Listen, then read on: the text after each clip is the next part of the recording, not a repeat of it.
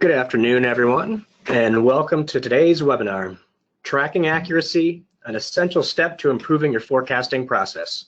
My name is Eric Subatis, and I will be the moderator today. We will begin the webinar shortly, but first, let's go over a few logistics. The webinar will run approximately 45 to 50 minutes. We'll save some time at the end for questions and answers. During the webinar, you can submit questions using the control panel on your screen at any time. I will be monitoring these questions throughout the webinar and will compile a list for Q&A at the end of the webinar. We will also take questions submitted during the Q&A itself. We will try to address as many of your questions as possible. If we don't get to it, you will receive a follow-up email after the conclusion of the webinar. We are also taping this webinar, and we will email you a link to the video sometime next week, so please do share it with your colleagues. The webinar video will also be posted to our website, where you can find a full archive of past webinars. They are free and a great way to catch up on any past webinars you may have missed. Now allow me to turn it over to Eric Stellwagen, President of Business Forecast Systems, to present the webinar, Tracking Accuracy, an Essential Step to Improving Your Forecasting Process. Okay, thank you, Eric. Let's get started. So as Eric already mentioned, we will be posting a recorded version of the webinar for on-demand viewing. That should go up probably next week, and you'll be receiving an email notification when it's ready to view. And here's a slide that has my picture on it and a little brief bio here. So as Eric mentioned, I am the president and the CEO of Business Forecast Systems. We are a small firm outside of Boston, and we create the Forecast Pro product line. I've actually been working in the field of forecasting now for over 30 years. And during that time, I've worked with literally hundreds of different organizations, ranging from Fortune 10 companies with tens of thousands of employees and very involved forecasting formalized procedures, to small companies with, say, less than 50 people who have one person that's in charge of all forecasting activities for the entire organization. And one of the things I've enjoyed about this is that I've really got to go into a lot of different organizations and understand how they approach forecasting and how they grapple with the challenges that forecasting presents. And forecasting is a mixture of knowledge about things like forecasting methods and techniques, and knowledge and pragmatic experience of how to accomplish some of the processes within an organization, to be pragmatic and to get the job done. So today's topic is tracking accuracy, and this is a roadmap of how we're going to spend the next hour. We're going to start pretty general, and one of the things we're going to discuss is, why is tracking accuracy important? And I think what I will hopefully convey to you is it's extremely important that if we don't track accuracy, it's very difficult to improve our forecasting process. You really need to know what is working and what is not if your goal is to improve something. Of course, if we're going to track accuracy, then we've got to measure it somehow. So we'll spend some time looking at ways of measuring error, and different things like percentage errors and unit errors and relative errors, but different ways of looking at how we're doing and trying to quantify the accuracy of our process. We'll look at different forms of tracking accuracy. We'll see that there are some different ways of doing it, and we'll explore them. And we will also be looking at how do we spot problems so that we can reply to them. Okay, so, and at the end, we'll save some time for questions. And as Eric mentioned previously, if we don't get to your questions on the live, then we can send you an email with the reply after the conclusion of the webinar.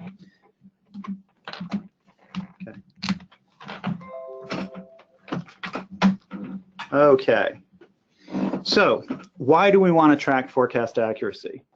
Well, the short answer is we're trying to improve our forecasting process. Okay, so our primary goal here is to improve what we're doing. I really believe that forecasting should be thought of as a continuous improvement process.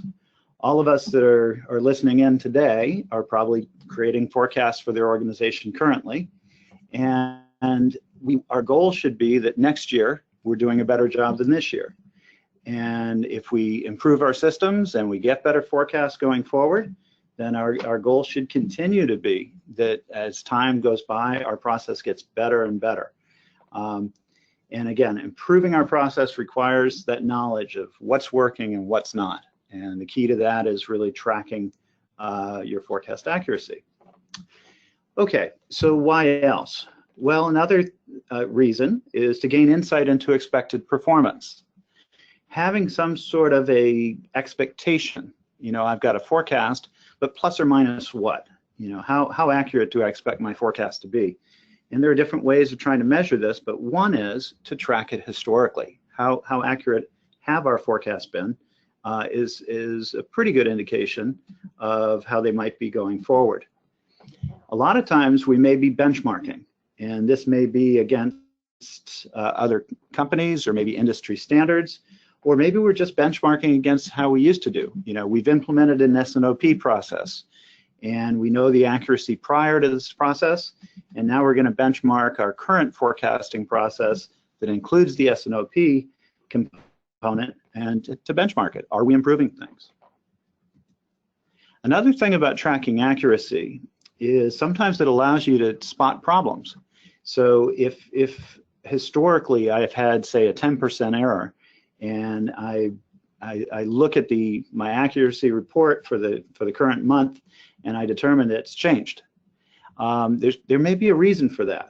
So maybe there's a problem of some sort, and by routinely monitoring forecast accuracy, it enables us to sometimes spot problems early while they're still small and address them before they progress to bigger issues.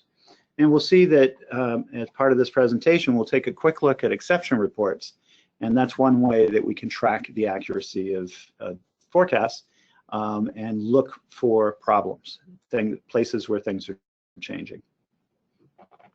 Okay, so how do we measure error? And again, we're going to start the presentation talking about measuring error, and then we're going to progress into some demonstrations of how we track accuracy. But before we track the accuracy, we need to know how to measure it. If you look at error measurements, there are sort of three broad categories, and one is percentage-based measurements.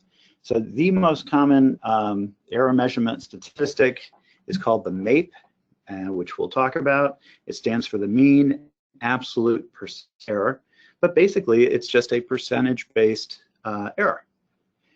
An alternative to using percentages is to use an error measurement that's based on the units.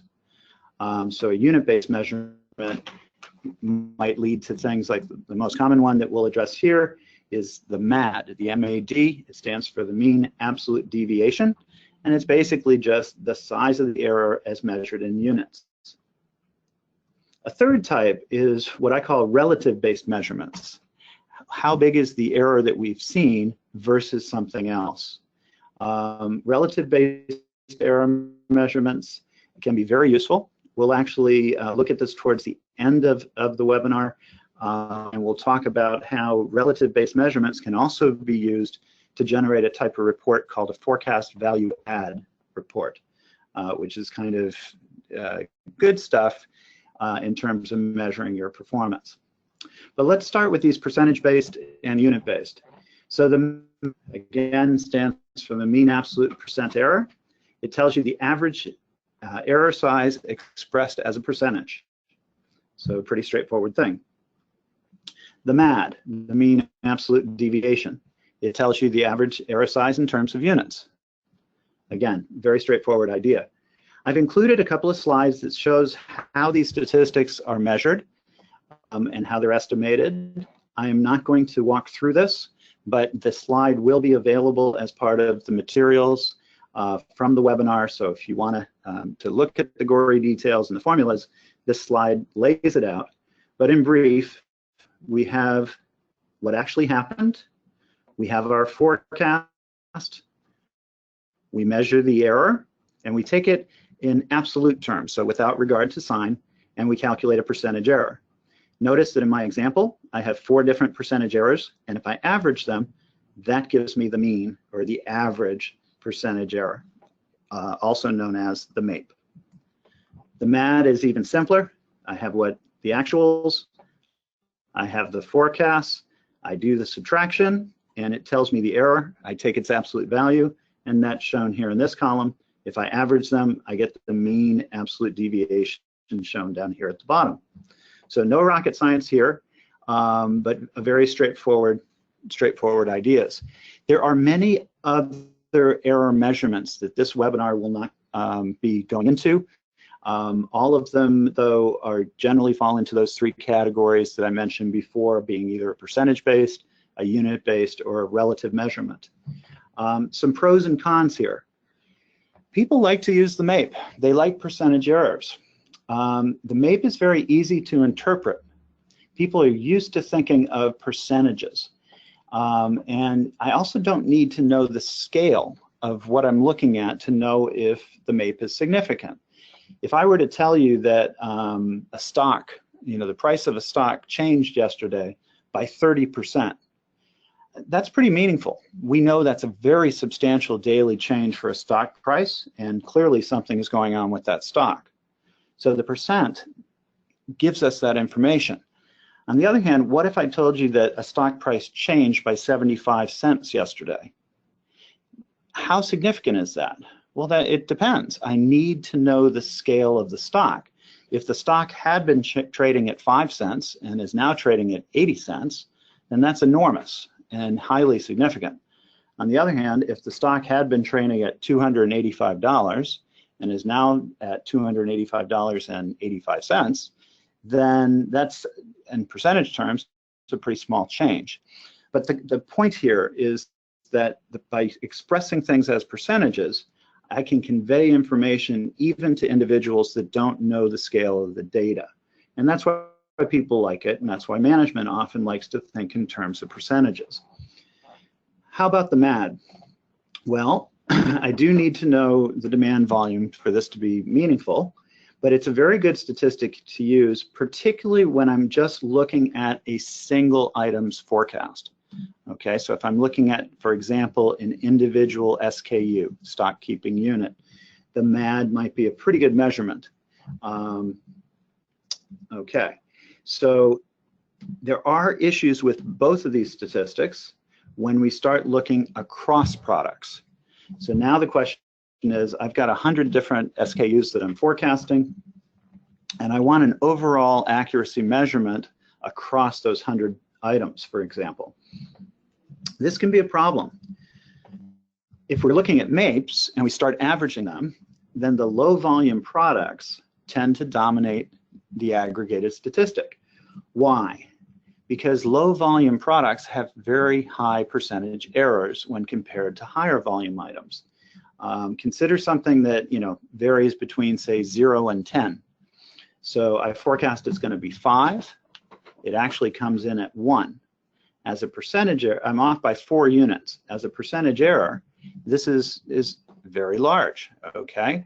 I've got a 400% error. On the other hand, if I were working with something that was 10,000 and I had forecasted 10,005, I'm off by 5 units, but as a percentage, it's trivial, okay? So again, the MAPE or a percentage error measurement is really kind of useless if we're dealing with low volume products or products that have say, zeros as well, and really should not be used in those instances. If we're aggregating across products and we're aggregating unit errors, so let's say we're looking at the MADs, now we've got to be a little bit cognizant of the fact that our high volume products are going to dominate. Now this may be fine. If all of our products are created equal, then perhaps looking at the high volume products as having more of an impact on this aggregated measurement is appropriate. On the other hand, what if we have low volume products that might be very expensive? Okay, so they're of high value, but low volume. As we start to mix these products across other items that have higher volumes, the higher volume products will dominate, and that's probably not what we want. Okay, so again, both of these error measurements have issues when we start to go across products. So what do you do when you go across products? Well, first of all, you want to just be aware of the issues, and maybe they're not relevant. Maybe everything we're dealing with is very high volumes, so it's just not an issue in terms of MAPE having low volumes. Or maybe we're looking at dollar values, so maybe instead of looking at our forecast in terms of units, we're going to transform it into dollars and then measure the errors in dollars. That would be very reasonable. That would be an example, if we forecast in units and convert to dollars, of using what you might call weights. Okay, so that I can use these weights, in this case by converting to dollars, to put things into an apples to apples comparison, so to speak. So again, I think the important takeaway here is that we're going to choose some error measurements to use within the organization. We want to be aware of their strengths and weaknesses. If we're using the MAPE or the MAD, which frankly are very, very commonly used in different organizations, then we need to be aware of these issues of scaling and issues of going across products. So now that we're armed with some knowledge about the MAPE and the MAD, we're going to move on to say, how do we track accuracy? And it turns out there are different ways of doing it. The first way of doing it, and this is actually, I would say, the least beneficial way, is to look at what's called within sample statistics. And let's do this actually by example. So I'm going to go over to a product here. And for those of you who are regulars at our webinar series, this data set's probably going to look pretty familiar. If this is your first time at one of our webinars, it won't. But this data is sales of muffins and cakes. It's a large commercial bakery, and they sell their products through large grocery store chains. So you can see that I've broken here are the muffins, and that breaks down into the different grocery store chains, things like Walmart and Sam's Club and Groceryland, etc. If I drill down within the customer, I get down to individual SKUs. Okay, so this one is corn muffins in a 12 muffin container. So the first thing I want to think about here, we're talking about within sample statistics and how we measure error, is if let's say I use a very simple forecasting method to forecast this series. I'm going to use a straight line, okay? And here's a forecast. And so you can see I've got an upward trend here, but in addition to generating a forecast, I can also generate what's called the fit. And the question is, how does this straight line go through the data? That's called the fit. I'm going to turn that on our graph, and we can see how that straight line goes through the data. So this concept of I've got a forecasting model, in this case a straight line, y equals mx plus b, and I can use that to generate a forecast, but I can also use it to see how it tracks the data. Now it'd be pretty easy to think about if we used a different line. What if we used a line that started here and went up like this? So you can see where I'm just kind of moving my cursor here. So it has a different slope, and it would be a different straight line, and it would yield a very different forecast. Which straight line would be better? Well, I think it'd be pretty obvious. The one that's on the screen would be better than the one I've been drawing with my cursor. Why? Because it fits the data better. It tracks the data better. So this concept of how well does a model fit the data leads to what we call a within sample fit, and the within sample fit can be used to generate error statistics. So if I look at this model and I estimate the difference at each point in time between the red and the green line, I could calculate the MAPE and the MAD and a bunch of other statistics if I want. But here's the MAPE. It's about 80%. So in terms of fitting the data, the error is about 80%. The MAD is 6,749. So in terms of a unit error, on average, we're off by about 6,749 units. So this is what we call a within sample statistic. It is measuring how well the model fits the data. Now, let's use a better model. Okay, so I'm going to use what we call expert selection. This happens to be in the Forecast Pro software, and that lets the program select a method. And in this case, it happens to select something called exponential smoothing. But you can see the forecast is very different, most notably because it's seasonal, and the fit is very different. So we're now tracking the data much better than we were with the straight line. And again, if we look at our within sample statistics, the MAPE now, which had been 80%, is 38%. So a great big improvement there. The MAD, which had been about 7,500, is now 3,295. So again, by looking at the fit to the data, we can see that if the two models we looked at, the straight line and this exponential smoothing model, we would be led to believe that this fits the data much better, and by extension, probably forecast the data better as well. So I think in this example where the differences are so striking, that's actually a safe statement. I look at this model and I say, yes, this model is going to be much better than a straight line. But this can be taken too far. And let's go back to the slides and talk about that. So again, we're looking at within sample statistics. How accurately are we tracking the history? Okay.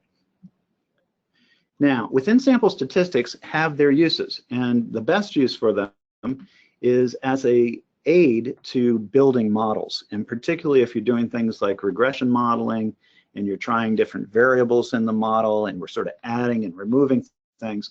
I can look at those within sample statistics and see how these alterations or these different model iterations are varying from each other. So it's a good way of aiding a model building process. However, it is not a good indicator of expected performance. And there's two sort of pieces to this. And one is, if I run that exponential smoothing model and it says on average I'm off by about 35%, the question is, what about the forecasts? Are they going to be off by 35%? Can it be used as an indication of expected performance? And the answer here is no. And the reason is we are using the historic data to select and fit or calibrate the model. And that is different than forecasting something in the future, which is unknown. Okay, so typically, your fit to the historic demand or the historic data is going to be much better than your forecast accuracy. So don't fall into this trap. The within sample statistics, again, I think are a useful tool for building models, but they're not a good indication of expected performance, so don't use them for that. If there are truly big differences, like our straight line and our exponential smoothing model, then yes, I can look at those two models and pretty confidently say, gee, the error on one was 80%, the other was 35. I think it's pretty clear that that second model is going to outperform. But what if the differences were smaller? What if one was 35% and the other was 40%? That really doesn't tell you much, okay? Because again, we're not trying to fit the data, we're trying to forecast it, and it's just not clear which model would outperform when it's closer. So again, the long and the short of it is, within sample statistics are useful, but I think they're often misused, and don't use them as an expectation of expected performance, and don't squint at them too closely when comparing models. The differences have to be big for it to be meaningful. Now, the second category of measuring accuracy is actually measuring forecast accuracy. We call this out of sample because we're measuring something that was not used to build the model. So out of sample statistics are going to tell you how accurately you're forecasting the future, which is good. That's what we want to do. And there's two ways of doing this that we're going to look at. One is using something called a holdout sample, and we'll show that in a second. And the other is to do what I call real-time tracking.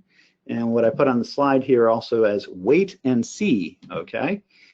So we generate a forecast, we record it, and then we wait for the future to unfold, and once it has, we can compare what we forecasted previously with what actually happened. So I call that real-time tracking, and that's really the best way to measure accuracy.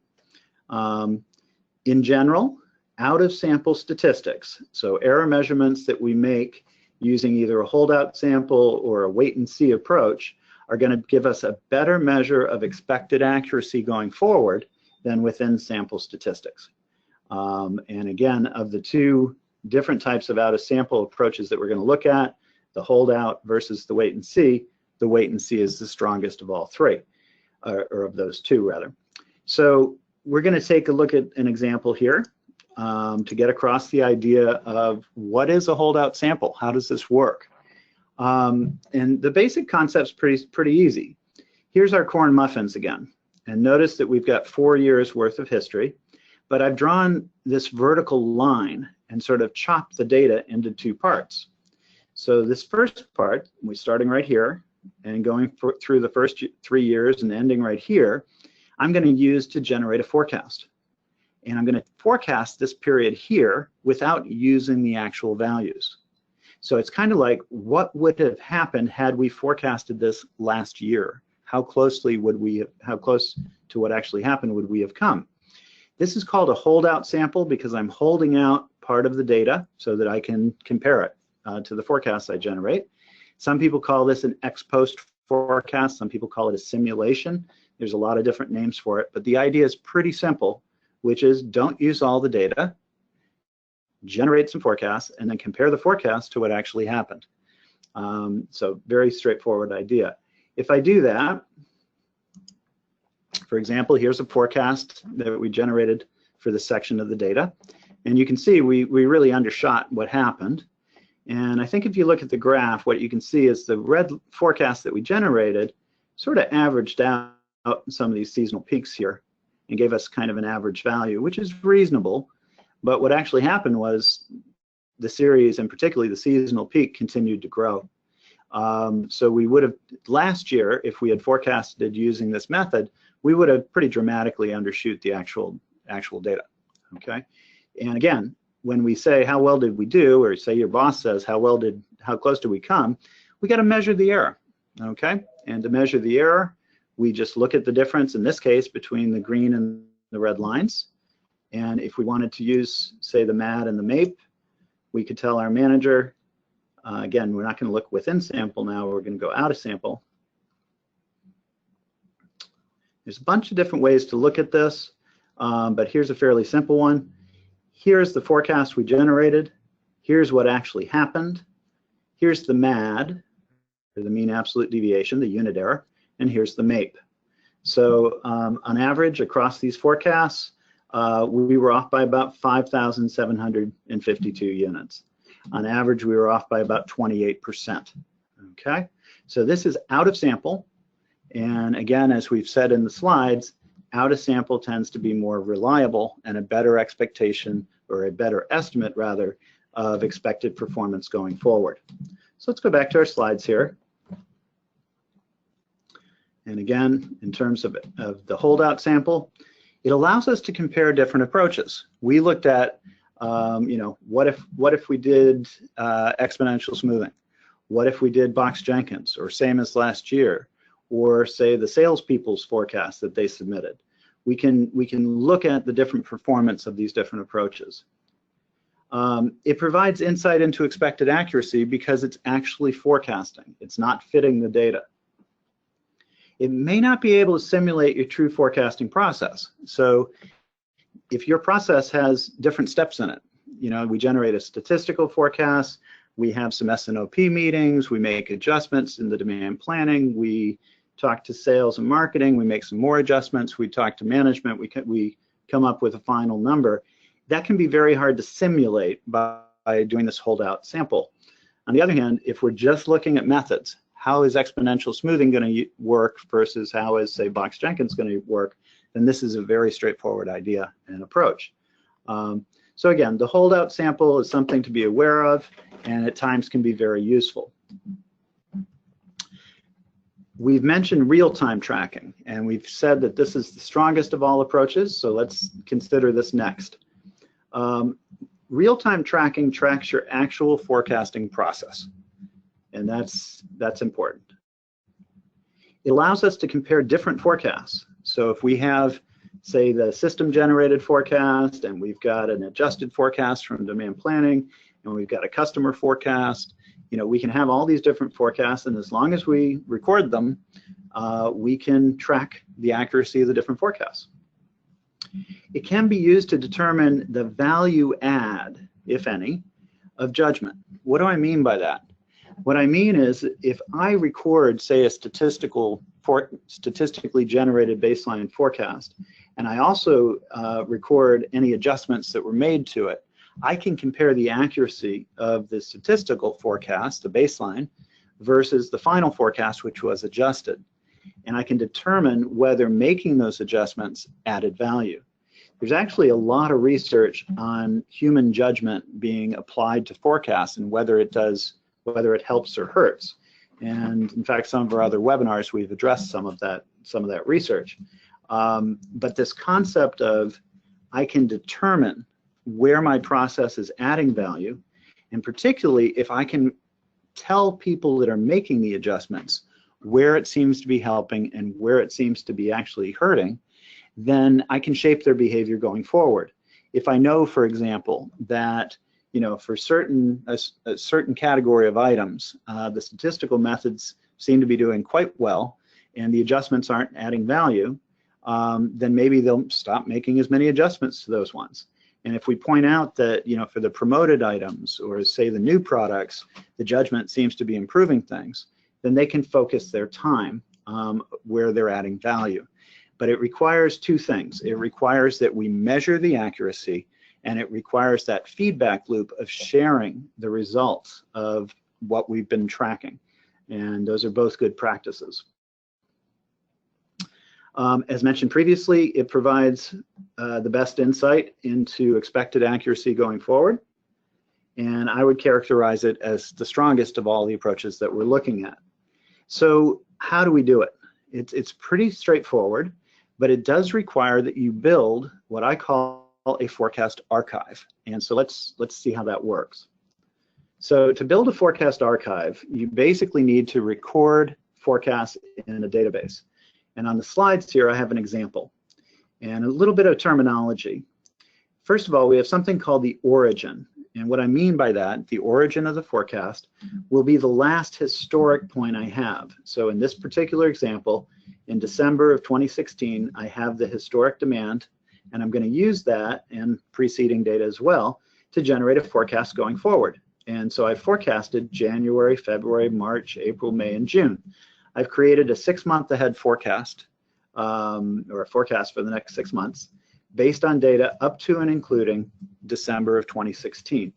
So to begin with, we're sitting here at the end of December, we've got our December sales figure, and we've created a forecast. That goes into a database. Then a month goes by.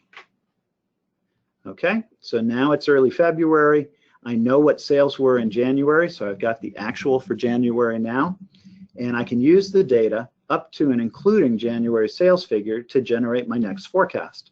So essentially a month has passed by, and I'm creating a new forecast based on the most recent data, and now my first forecast will be for February, and then March, April, May, June, July, and I have sort of rolled forward, if you will, by a month.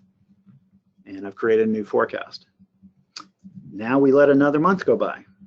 So now we're in early March. We know what February's value is. We create a new forecast. And this too goes into that archive or database that's recording all the forecasts. Another month goes by, we do the same thing. Another month goes by, we do the same thing. And we just do this on an ongoing basis so that we are accumulating all of our previous forecasts.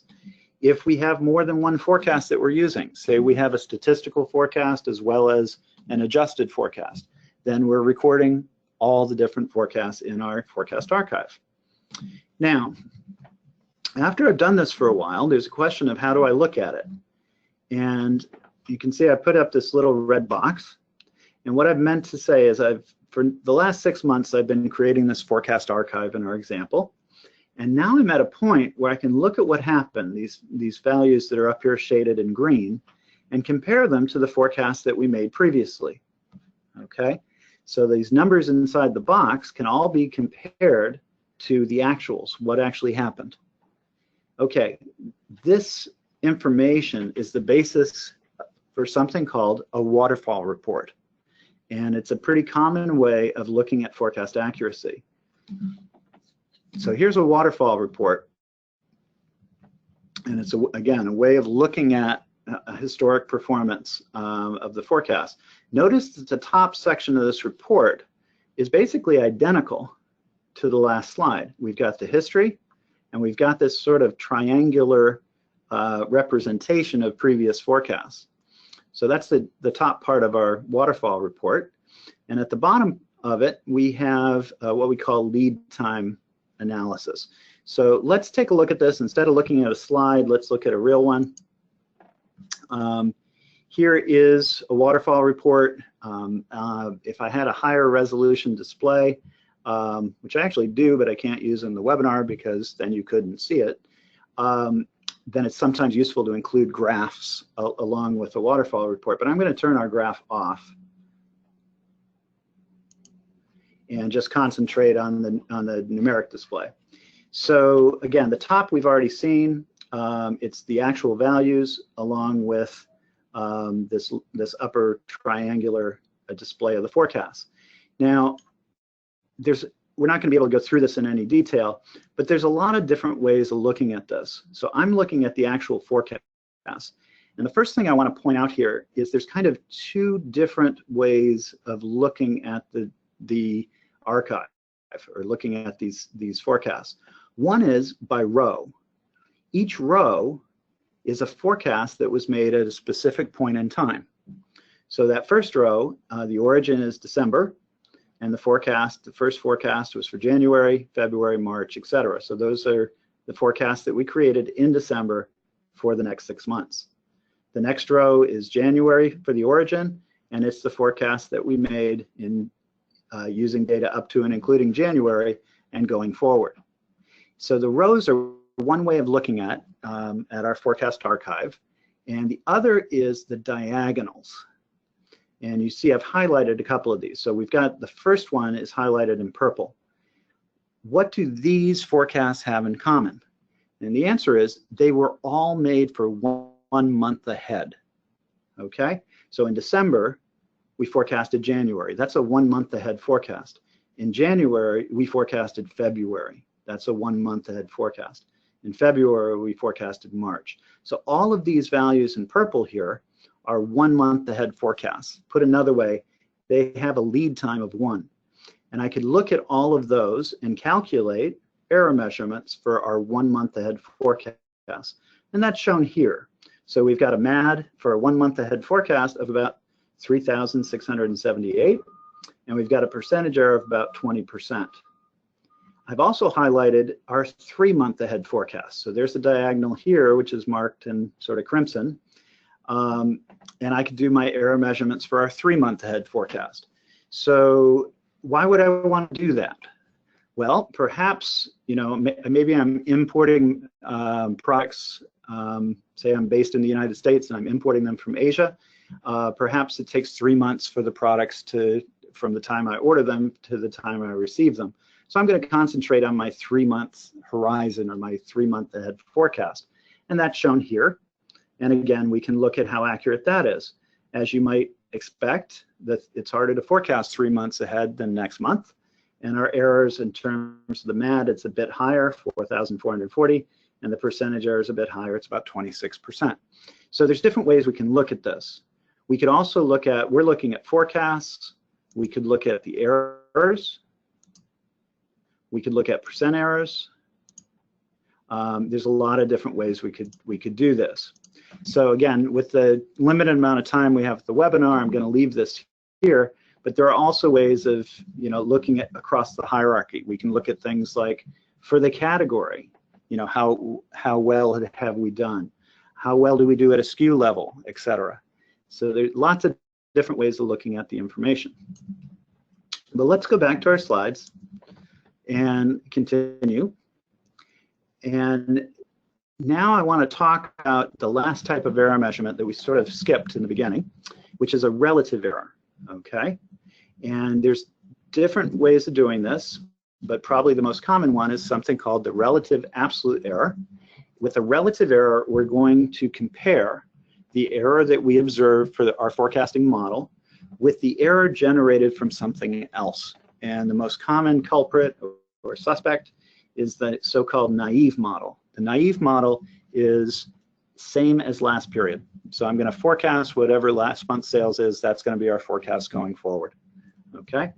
And with a relative absolute error, what we're looking at is just the ratio of the error that we observed for our forecast with the error that would have been observed from the naive model. So this sort of shows how to do it, but let's concentrate on the last column here, which is the relative absolute error. And that, what does 0.3 tell us? It says the model that we used generated about 30% of the error that would have been generated if we had just used last period. So put another way, there was a 70% improvement by using the method we did use.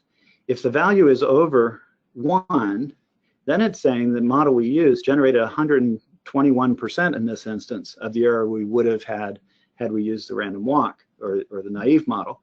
And that's saying we didn't actually outperform the naive model. Now we're looking at actual individual errors, and they're all over the place. Usually you're going to want to combine them. And when you combine ratios, you often use what's called a geometric mean, which is a little outside of the scope of this webinar, but you can Google it if you want, or Wikipedia it, and it will tell you how that's done. And that can generate something that I call the GMRA, the geometric mean relative absolute error. And that's in, if you like to read the forecasting literature, you'll see references to it. And it's a way of combining or averaging these relative absolute errors. And the GMRA in this case is 0.77, which says for this example, the method we're using is generating about 77% of the error that a naive model or using same as last period would have generated. Put another way, we're getting a 33% improvement, okay? Okay, so now we're going to extend this concept and look at what I call, actually what Michael Gilliland at SAS has called a forecast value add report. And Mike, if you're not familiar with him, he runs a blog for SAS. He's very knowledgeable on business forecasting, and I really like this approach. So hats off to Mike for coming up with it. But the concept is related to this idea of a relative error, and he likes to think in terms of forecast accuracy rather than error. So if we had a 30% error, he would say we were 70% accurate. Okay, so it's just sort of 100 minus the percent error, for example.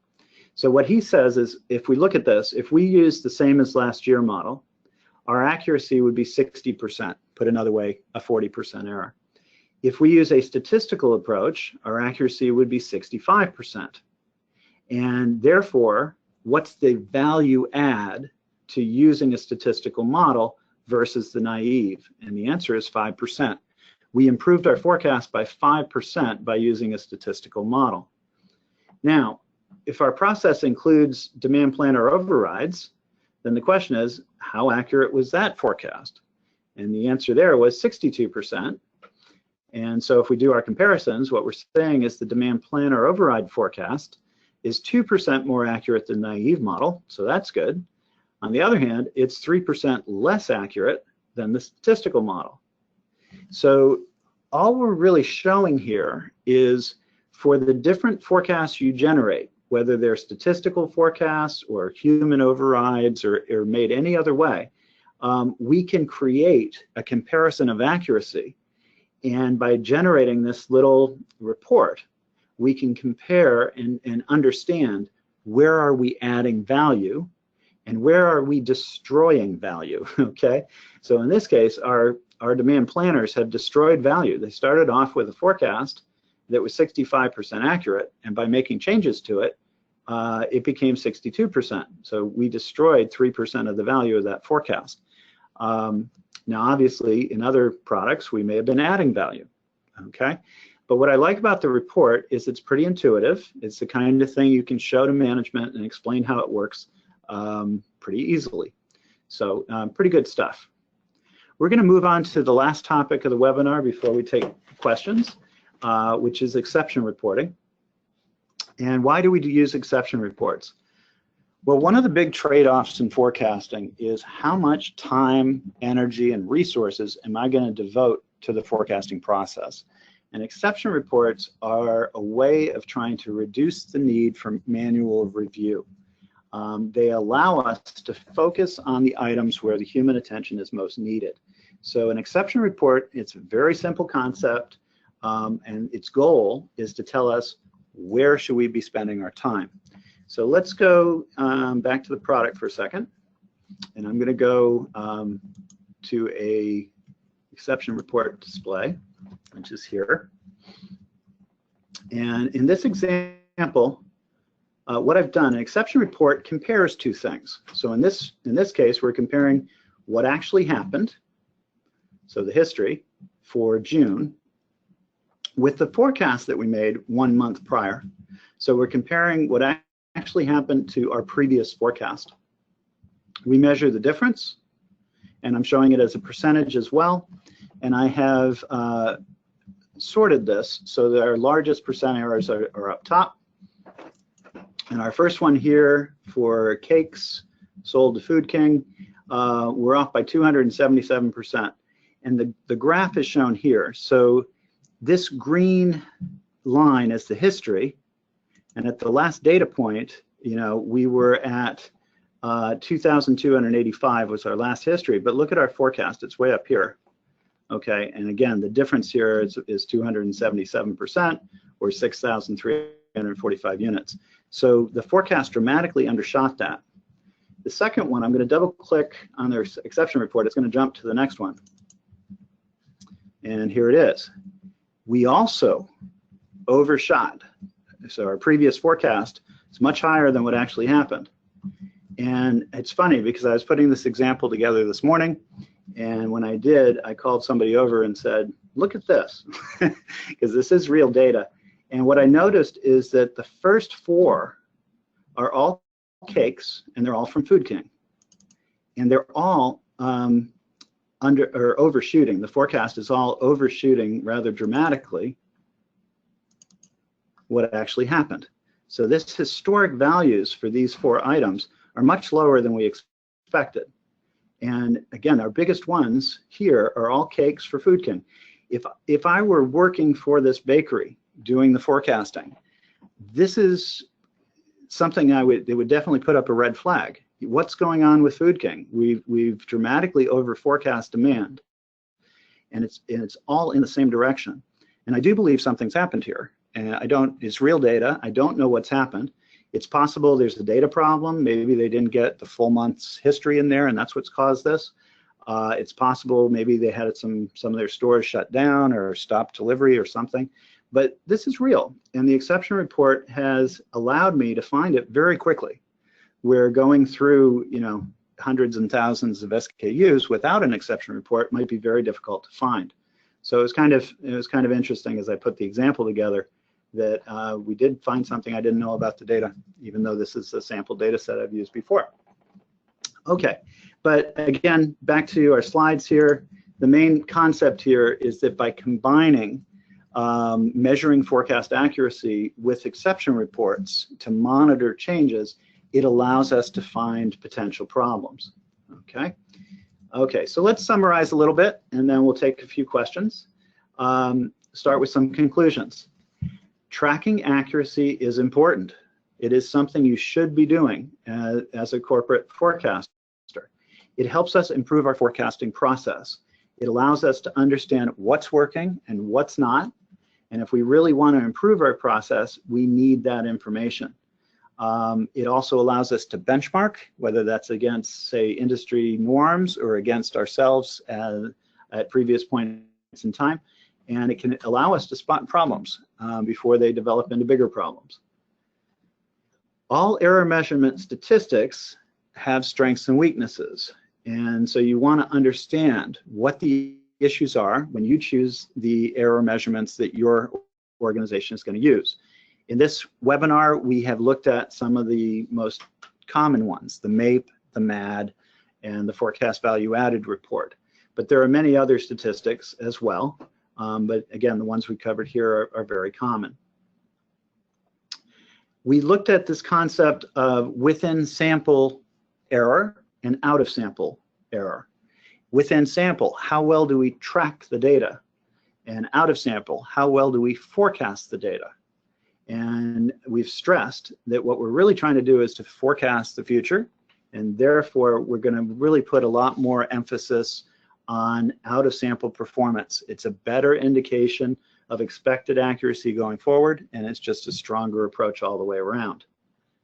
We have taken a brief look at exception reports, and because we're doing a webinar on tracking accuracy, we looked at one that was designed to look at how well the accuracy was compared to what actually happened. But there are other exception reports as well.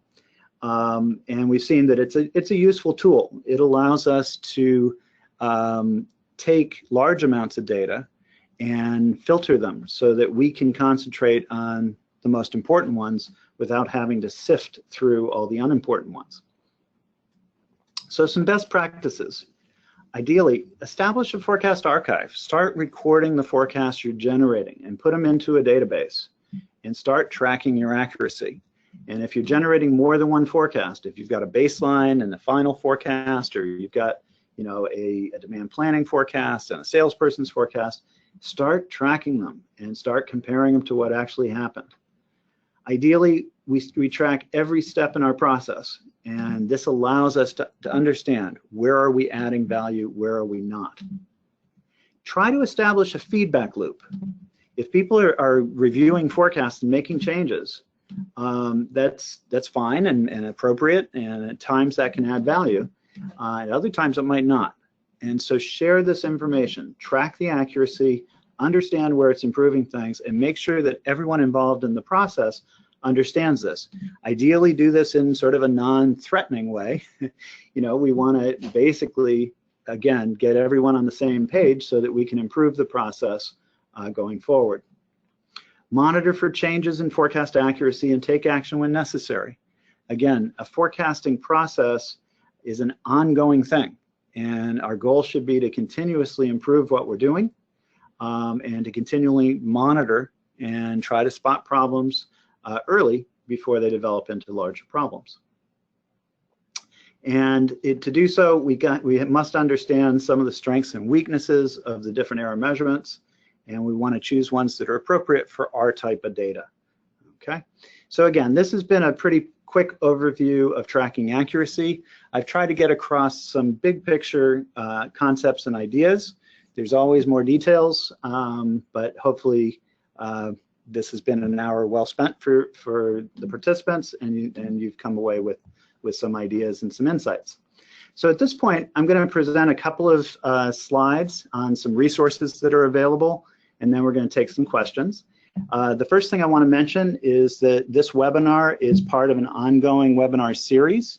We do a live webinar once every quarter, and our next one will be on October 26th at 1:30, and it will be presented by Sarah Darren, who's a senior consultant here at Business Forecast Systems, and it will be on event modeling. So ways of looking at things and forecasting items that are impacted by promotions, business interruptions, movable holidays, anything that can throw a wrench in the works, so to speak. Although it's a few months away, I would encourage you actually to go to the website, forecastpro.com, and go ahead and sign up. And we'll send you reminders as it gets closer. But if you register now, you won't forget. In addition to our webinar series, there are other resources that we do provide, and we will be talking about those. As the slide mentions, this webinar is being recorded. It will be posted for on-demand viewing on Forecast Pro. along with the slide set, and you'll be receiving an email as an attendee probably next week as to how you can access that. All of the archives that we've presented in this series are available for on-demand viewing. It is free. It's on forecastpro.com. There's probably 20 or 30 hours worth of education up there. So if you've enjoyed this webinar, you might want to look up there for topics of interest that you may not have caught in the live version. Okay, for those who use Forecast Pro or are considering it, I do want to mention that we're having a user conference in October. So the dates are October 2nd through 4th. It'll be held in Boston. It's a very good event for people who are generating forecasts, particularly if you are using Forecast Pro.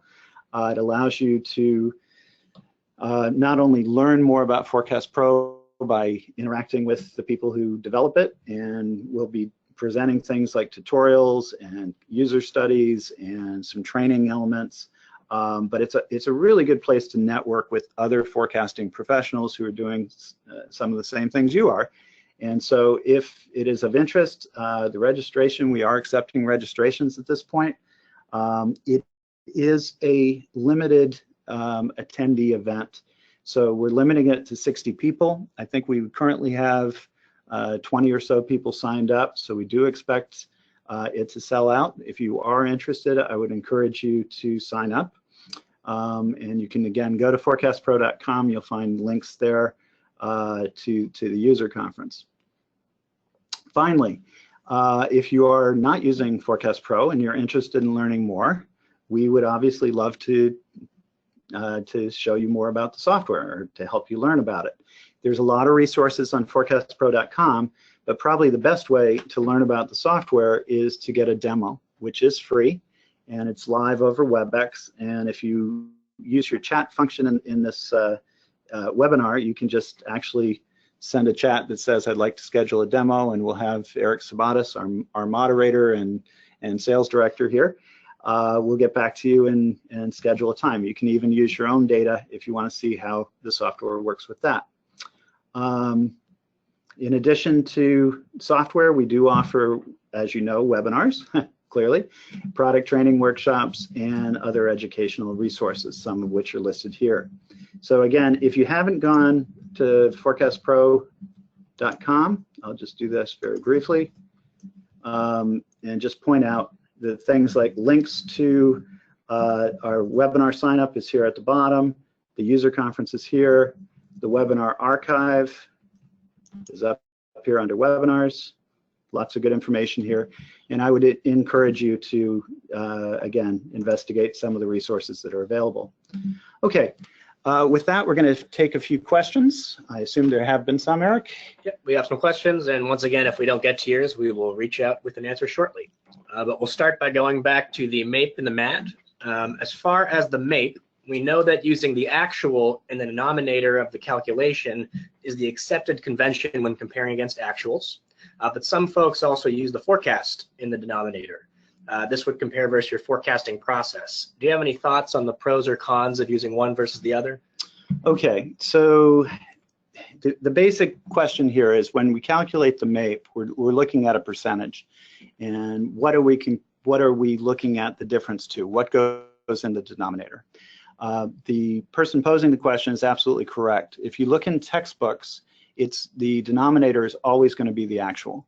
And I think from my point of view, that makes good conceptual sense. We are measuring the deviation from what actually happened. So I'm actually pretty comfortable with that as a definition. There is a forecasting journal called Foresight. It's published by the International Institute of Forecasters.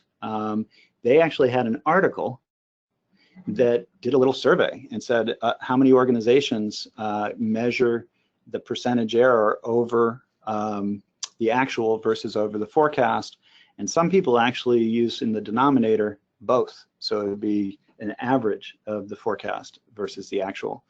And there was some commentary in that article. So the quick answer here is I'm most comfortable looking at it as compared to the actual because to me, it makes sense that I'm looking at the deviation from what actually happened. You can make some arguments that we're trying to measure against what we're forecasting. I don't personally buy into it. However, some do. And I would point you to the Foresight article and particularly the commentary on it, which sort of goes into the arguments for the pros and cons on both sides. Thanks, Eric. We didn't talk too much about bias today, but do you have a recommendation for how to measure bias, or more specifically, recommended unit of measure when measuring bias? So for example, base units or dollars and so on. Okay.